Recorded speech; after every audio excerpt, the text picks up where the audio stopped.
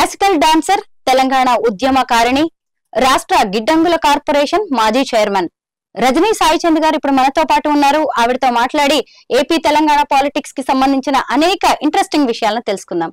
Hello Rajani గారు. నమస్తే స్వరూప గారు. నమస్తే అండి, ఎలా ఉన్నారు? పర్లేదండి. రజనీ గారు, అసలు నేను మిమ్మల్ని ఇప్పుడు ఎంపీగా వెళ్తారేమో, మీరు ఎంపీగా కంటెస్ట్ చేస్తారు, చాలా బిజీగా ఉంటారు అనుకున్నాను. వాస్తవానికి అప్పట్లో మహబూబ్ నగర్ బీఆర్ఎస్ సీట్ ఇవ్వబోతున్నారని టాక్ బాగా నడిచింది. బట్ ఎందుకు మళ్ళీ అధిష్టానం వెనక్కి వెళ్ళిందా, లేదంటే మీకు సీట్ ఇవ్వకపోవడానికి గల కారణాలు, ఈక్వేషన్స్ ఏమంటారు? కారణాలు ఇవి అవి అని నేను పెద్దగా ఏం ఆలోచించలేదు. కాకపోతే పబ్లిక్ నుంచి, కొంచెం బయట నుంచి పెద్ద ఎత్తున టాక్ వచ్చింది, కొంత మీడియాలో నడిచింది, చర్చ కూడా పార్టీలో కూడా వచ్చినట్టు ఉంది. ఇప్పుడు ఒక పార్టీలో నేను పనిచేస్తున్నాను కాబట్టి పార్టీలో ఉన్నాను. మొదటి నుంచి కూడా సాయి, మా కుటుంబము, ఇవన్నీ పరిస్థితులు, నేను ఎటువంటి పరిస్థితుల్లో బయటకు వచ్చాను, నాకు ఇచ్చిన చైర్మన్, తదనంతరం కూడా ప్రతిపక్షంలో ఎలా మూవ్ అవుతున్నాను, ఇవన్నీ కూడా పార్టీ అధిష్టానం కేసీఆర్ గారి దృష్టిలో ఉన్నాయి. పార్టీ నుంచి ఒక టికెట్ ఇచ్చే ముందు అనేక అంశాలను ఆలోచిస్తారు కదా, అలాగే ఆలోచించి కొన్నిసార్లు అటు ఇటు కూడా అయ్యే సందర్భాలు ఉంటాయి. అట్లా ఆలోచించి ఇచ్చారనే అనుకుంటున్నాను టికెట్ ఆ ప్లేస్ కి. బహుశా భవిష్యత్తులో ఖచ్చితంగా బీఆర్ఎస్ పార్టీ, కేసీఆర్ గారు నన్ను నడిపిస్తారు, నాకు నమ్మకం ఉంది.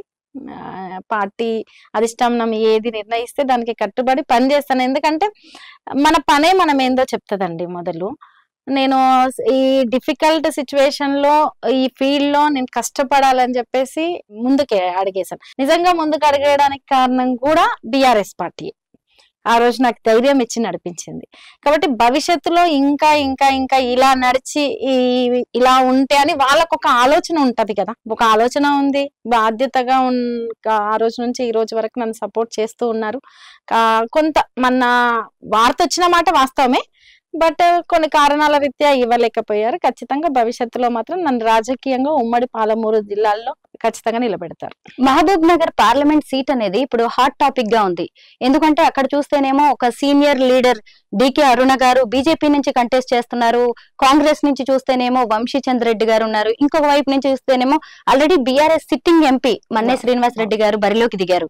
మీ అంచనాలేంటి, ఎలా ఉంది, ఎవరు గెలవబోతున్నారు అనుకుంటారు? ఇప్పుడైతే గట్టి పోటీయే ఉందండి. అంటే మనం చూసుకుంటే, నేను బీఆర్ఎస్ పార్టీ అదే ఇదా అని కాకుండా చూస్తే ముగ్గురికి గట్టి పోటీలానే ఉంది. అయితే ఇంతకు ముందు మొన్న రోడ్ షో, కేసీఆర్ గారి రోడ్ షో నేను కూడా వెళ్ళడం జరిగింది, పాల్గొనడం జరిగింది. ఎక్స్పెక్ట్ కూడా చేయలేనంత జనం అండి. ఒక్కసారి ఈ 5 నెలల కాలంలో వాళ్ళు ఒక రకంగా ఎక్స్పెక్ట్ చేశారు. ఒక 10 ఏళ్ళు మనం ఇది చూసాము, ఇంకేదన్నా కొత్తగా లేదు, మనకి ఇంకేమన్నా బెటర్ గా ఉంటుందేమో అన్న ఒక చిన్న అది తోటి ఈసారి కాంగ్రెస్ ప్రభుత్వం రావడం జరిగింది. ఈ 5 ఏళ్ల కాలంలో ఏం చేశారు, ఏం చేయలేదు, అనేక అంశాలు, ప్రజలు పడుతున్న ఇబ్బందులు, వీటన్నిటి దృష్ట్యా ఒక్కసారి కేసీఆర్ గారు బయటికి రావడము, వాటి గురించి మాట్లాడడము, వాళ్ళు కొంచెం ఊపిరి పీల్చుకున్నట్టు, లేదు ఖచ్చితంగా మళ్ళీ కేసీఆర్ గారే రావాలి అన్నట్టు, అలా ఆ రకమైన వాతావరణం అనేది అక్కడ కనిపించిందండి.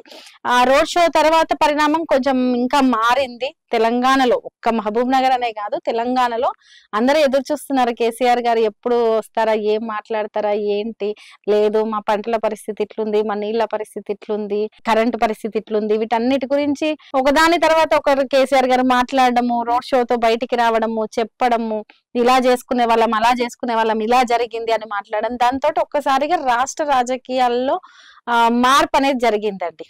ఈ 5 నెలల పాటు ఉన్న ఇబ్బందులన్నిటిని కూడా ప్రజలు చర్చిస్తున్నారు. మహబూబ్ నగర్ లో కూడా గట్టి పోటీ ఇస్తుంది బీఆర్ఎస్ పార్టీ.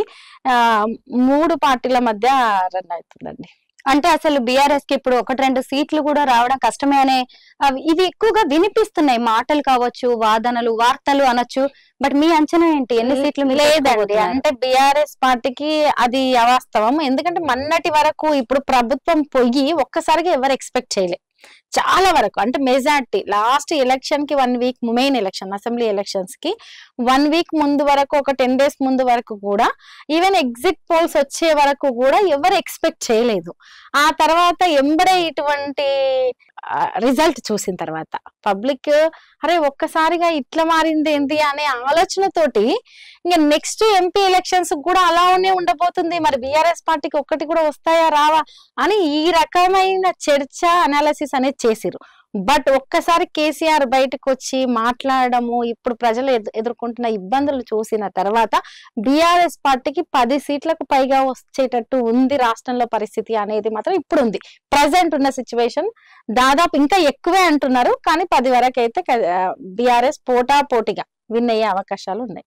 అసెంబ్లీ ఎన్నికల్లో ఓటమికి గల కారణాలు ఏంటి అనేది బీఆర్ఎస్ కి అధినేతలకి ఖచ్చితంగా తెలుసు. అంటే కేసీఆర్ కి తెలుసు, కేటీఆర్ కి తెలుసు. ఇంతకు ముందేమో పెద్దగా పెద్ద ఆయన బయటికి రాలేదు అనే ఒక టాక్ ఉంది. జనంకి దూరంగా ఉన్నారు, ప్రజలకి దూరం అయ్యారు, క్యాడర్ కి దూరం అయ్యారని. ఈ మధ్య చూస్తానేం పొలం బాట పట్టారు, తర్వాత కాస్త జనాల్లోకి వెళ్తున్నారు. అంటే తన తప్పుల్ని తెలుసుకొని ఏమన్నా సరిదిద్దుకునే ప్రయత్నాలు జరుగుతున్నాయా? ఇదే కేసీఆర్ ఇంతకుముందు అసెంబ్లీ ఎన్నికలకి ముందు కూడా అలా ఉండుంటే బాగుండేదేమో అనేది కూడా జనంలో ఒక అభిప్రాయం అనేది వినిపిస్తోంది. మీరేదన్నా గమనించారా అప్పటికిప్పటికి మార్పు? నేను ఒకటండి చిన్న ఉదాహరణకే చెప్తాను. ఇప్పుడు ఫర్ ఎగ్జాంపుల్ ఈ స్టూడియోలోనే ఉందనుకున్నా, కెమెరా ముందు కనిపించే వాళ్ళు ఒకరు ఉంటారు, కెమెరా వెనకాల ఒకరు ఉంటారు, హెడ్ ఎక్కడో ఉంటారు. అట్లని ఓన్లీ యాంకర్ గా ఉన్న వాళ్ళే అన్ని పనులు చేస్తారని లేదు కదా. హెడ్ గా ఉన్న వాళ్ళు ఎవరైతే ఎండి ఉన్నారో వాళ్ళు ఇచ్చిన డైరెక్షన్ తోటి ఇన్ని వ్యవస్థలన్నీ నడుస్తుంటాయి. కెమెరామెన్ పనిచేస్తారు, యాంకర్ ఇది మాట్లాడతారు, లేదు ఎడిటింగ్ చేస్తారు, ఇట్లా. అంటే అదే గనక ఆ ఎండి బయటకు వచ్చో లేకపోతే ఇంకేదో ఉండో పట్టించుకోకపోతేనో ఇదంతా జరుగుద్దా అండి? అంటే కేసీఆర్ గారు అప్పుడు అధికారంలో ఉన్నప్పుడు తెలంగాణ అనేది చాలా డిస్టర్బ్ అయి ఉంది, కొత్తగా ఏర్పడిన రాష్ట్రము, దీన్ని మనం పునర్నిర్మించుకోవాల్సిన అవసరం ఉంది. మిగతా రాష్ట్రాలతో పోలిస్తే కూడా తెలంగాణను ధీటుగా ప్రతి రంగంలో ముందుంచాల్సిన పరిస్థితి ఉంది అని చెప్పేసి పనిలో నిమగ్నమై ఉన్నారు. అన్ని వ్యవస్థలను పనిచేసే పనిలో ఉన్నారు. ఇటుకపిల్ల పేరుస్తూ ఒక బిల్డింగ్ కట్టే పనిలో ఉన్నారు. అప్పుడు నిరంతరం బయటికి వెళ్ళి నిరంతరం ఏదో ఇది చేస్తా అది చేస్తా అని మాటలు చెప్తే కాదు, పని అనేది చూపిస్తది. ఇగో మిషన్ భగీరథ చూపించాలి. ఇంటికి నల్ల నీళ్ళు వస్తే కేసీఆర్ గారు పనిచేసినట్టు, చెరువు నిండితే కేసీఆర్ గారు పనిచేసినట్టు, పంట పొలాలకు నీళ్ళు వస్తే కేసీఆర్ గారు పనిచేసినట్టు, ఒక 10 పుట్లు పండే చోట 20 పుట్లు పండినాయి అంటే కేసీఆర్ గారు పనిచేసినట్టు, లేదు రోడ్డు వస్తే కేసీఆర్ గారు పనిచేసినట్టు, 24 గంటలు కరెంట్ ఉంటే కేసీఆర్ గారు పనిచేసినట్టు, ఇలా అనేకం. కళ్యాణ లక్ష్మి చెక్ వచ్చిందంటే కేసీఆర్ గారిని మీ ఇంటికి వచ్చి ఇవ్వాల్సిన అవసరం లేదు, కేసీఆర్ గారు పనిచేసినట్టు. కంటి వెలుగు లాంటి కార్యక్రమం వచ్చింది, ఇంట్లో అవతాతలు గ్లాసెస్ పెట్టుకొని కూడా చిన్న చిన్న చూస్తున్నట్టు కేసీఆర్ గారు పనిచేసినట్టు. ఆసరా పింఛన్ డైరెక్ట్ ఆన్లైన్ లో వచ్చి వీళ్ళ చెయ్యికే అందింది మధ్యవర్తి లేకుండా అని అంటే కేసీఆర్ గారు పనిచేసినట్టే.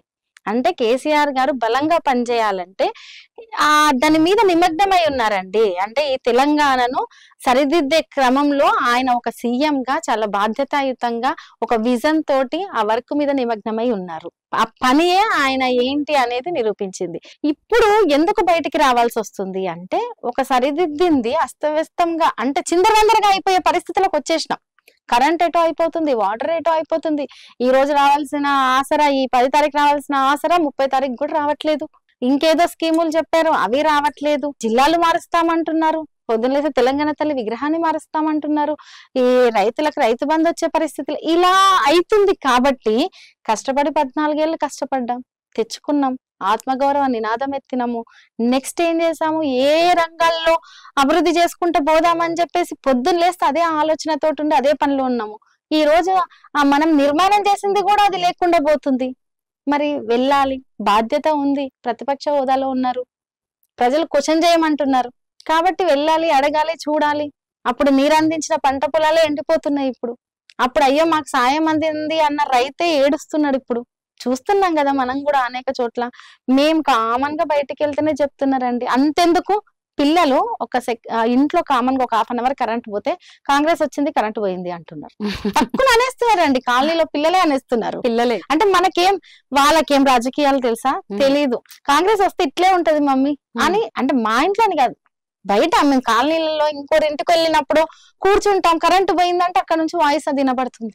కాబట్టి రాష్ట్రాన్ని తెచ్చుకున్న పార్టీగా అంత బలమైన నాయకుడిగా కేసీఆర్ గారి మీద బాధ్యత ఉంది. తెచ్చుకోవడమే కాదు కదండి, 10 ఏళ్ల పాటు అనేక పనులు చేశాం కదా. కరోనా టైంలో మిగతా రాష్ట్రాలు ఎంత కష్టపడ్డాయంటే దేశమే ఎంత అల్లాడిపోయింది. అటువంటిది తెలంగాణ రాష్ట్రం వైపు చూసింది దేశాల్లో ఉన్న మిగతా రాష్ట్రాలు. ఇంత అద్భుతంగా తలసరి ఆదాయాన్ని పెంచుతూ పోతున్నారు ఏంది ఇటువంటి పరిస్థితుల్లో కూడా. మరి కాబట్టి కేసీఆర్ గారు అప్పుడు బయటికి వెళ్ళలేదు అని కాదు, అప్పుడు చాలా బాధ్యతగా పనుల్లో నిమగ్నం అయ్యారు. ఆ పనిలో కేసీఆర్ గారు ఉన్నారు. ఇప్పుడు అస్తవ్యస్తంగా మారింది కాబట్టి బయటకు వచ్చారు. అటువంటి పని జరగాలి అని చెప్పి నిలదీస్తున్నారు.